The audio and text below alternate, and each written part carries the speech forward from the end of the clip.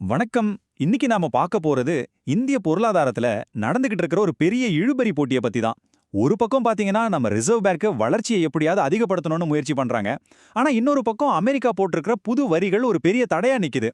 So இந்த ரெண்டு powerful ஃபோர்சஸ்க்கு நடுவுல என்னதான் நடக்குது? வாங்க கொஞ்சம் டீப்பா பாப்போம். இந்த விஷயத்தை ஆரம்பிக்கிறதுக்கு ஆர்பிஐ ஆளுநர் சஞ்சய் மல்ஹோத்ராவோட இந்த வார்னிங்கை விட ஒரு சரியான இடம் இருக்கவே முடியாது. அவர் என்ன சொல்றாருன்னா, பாருங்க, இது ஏதோ சாதாரண ஸ்டேட்மெண்ட் கிடையாது. வரப்போற பொருளாதார சிக்கல்களுக்கு அடிக்கிற ஒரு நேரடி அபாயமணி இது. அப்போ அந்த முக்கியமான கேள்விக்கே வந்துடுவோம். அப்படி என்னதான் இந்த வரி புயல்? உண்மையிலேயே உலகத்துல வேகமா வளர்ற பொருளாதாரங்கள்ல ஒன்றான இந்தியாவுக்கு இதனால எவ்ளோ பெரிய ஆபத்து இருக்கு? வாங்க இத பத்தி தான் இப்ப நாம பார்க்க போறோம். சரி, முதல்ல நாம பார்க்க போறது இந்த 50% வரி அதிர்ச்சி. அதாவது இந்த அச்சுறுத்தலை நாம கொஞ்சம் பிரிச்சு மேய போறோம். இதுக்கெல்லாம் காரணம் அமெரிக்காவோட சமீபத்திய பாலிசி மாற்றங்கள் தான். இந்த நம்பரை பாருங்க, 50%. இது ஏதோ சின்ன வரி கிடையாதுங்க. இந்தியாவில இருந்து ஏற்றுமதியாகிற பொருட்கள் மேல இவ்ளோ பெரிய வரிய போடும்போது அது நம்மளோட மொத்த வர்த்தக கணக்கையுமே தலைகீழா மாத்திடும். இதுல ஒரு இன்ட்ரெஸ்டிங்கான விஷயம் என்னன்னா, இந்த 50%ங்கிறது ஒரே வரியா போடப்படல. இது ரெண்டு தனித்தனி 25% வரிகளோட கூட்டுத்தொகை. அதாவது முதல் 25% எதுக்குன்னா இந்தியாவோட ட்ரேட் பாலிசிஸ்க்கு பதிலடியா போட்டது. அடுத்த 25% அது நாம ரஷ்யா கிட்ட இருந்து ஆயில் வாங்குறதுக்காக. சோ இந்த மாதிரி டபுள் அட்டாக் பண்றதுனால இந்த பிரச்சனை இன்னும் சிக்கலாகுது. அப்போ இதோட நோக்கம் என்னன்னு ரொம்ப தெளிவா தெரியுது. அமெரிக்க மார்க்கெட்ல நம்ம இந்திய பொருட்களோட விலையை ஏத்தி அதோட போட்டி போடுற திறனை குறைக்கணும். இதுதான் அவங்களோட மெயின் டார்கெட். இது நம்மளோட வர்த்தகத்துக்கு ஒரு நேரடியான அச்சுறுத்தல்.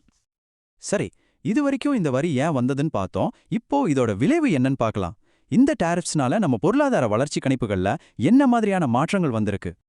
வெளியில இருந்து வர்ற இந்த பிரஷரை உணர்ந்ததும் நம்ம ஆர்பிஐ உடனே ஆக்ஷன்ல இறங்கிருச்சு. அவங்க செஞ்ச வேலை என்ன தெரியுமா?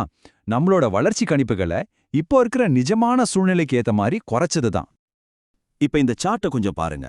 Q2, அதாவது இரண்டாவது காலாண்டுல 7% இருக்கிற வளர்ச்சி Q3ல 6.4% குறையுது. அதுக்கப்புறம் Q4ல பாருங்க, 6.2% வரைக்கும் போகுது. இதிலிருந்து என்ன தெரியுது? இந்த நிதியாண்டோட பிற்பகுதியில நம்ம வளர்ச்சி வேகம் குறைய போகுதுங்கிறது அப்பட்டமா தெரியுது. சரி, ஏன் இந்த பிரச்சனைக்கு ஒரு சுலபமான தீர்வு கிடைக்க மாட்டேங்குது? இந்தியாவுக்கும் அமெரிக்காவுக்கும் நடுவுல நடக்கிற பேச்சுவார்த்தை ஏன் ஒரு முட்டுக்கட்டையில வந்து நிக்குது? அதையும் கொஞ்சம் பார்ப்போம்.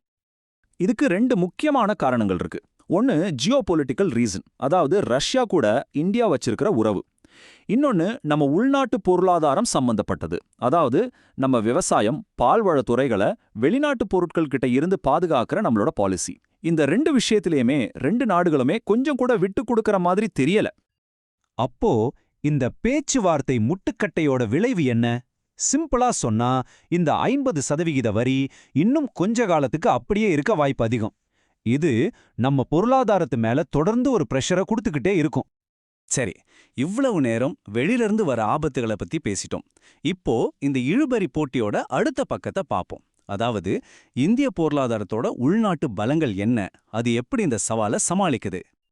இந்த ரெண்டு பவர்ஃபுல் ஃபோர்ஸஸோட மோதலை இங்க பாருங்க. ஒரு பக்கம் அமெரிக்காவோட வரிகள் உலகளாவிய டென்ஷன்ஸ்னு நம்ம வளர்ச்சியை பின்னோக்கி இழுக்குது.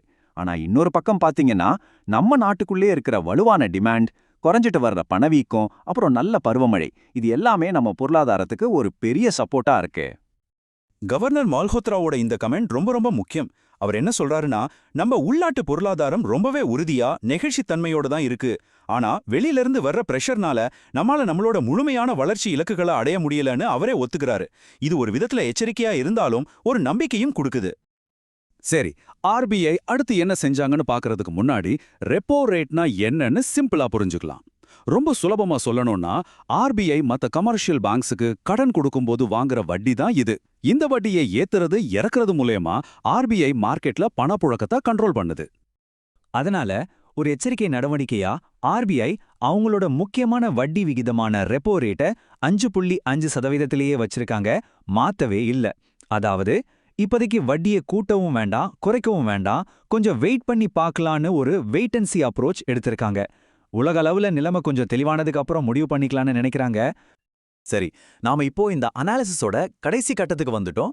இது எல்லாத்தையும் சேர்த்து பார்க்கும்போது நம்ம மனசுல ஒரே ஒரு பெரிய கேள்விதான் நிக்குது. அது என்னன்னா, இந்தியாவோட உள்நாட்டு பலம் வெளியிலிருந்து வர்ற இந்த வரிகளோட பாதிப்பை சமாளிச்சு நிக்குமா இல்ல இந்த வரி அழுத்தம் நம்ம வளர்ச்சியை இன்னும் குறைச்சிடுமா? இதுதான் இப்போதைய $1 மில்லியன் கேள்வி. இதுக்கான பதில் இனி வரப்போற மாசங்கள்ல இந்தியாவும் அமெரிக்காவும் எடுக்க போற முடிவுகள்ல தான் இருக்கு. பொறுத்திருந்து தான் பார்க்கணும்.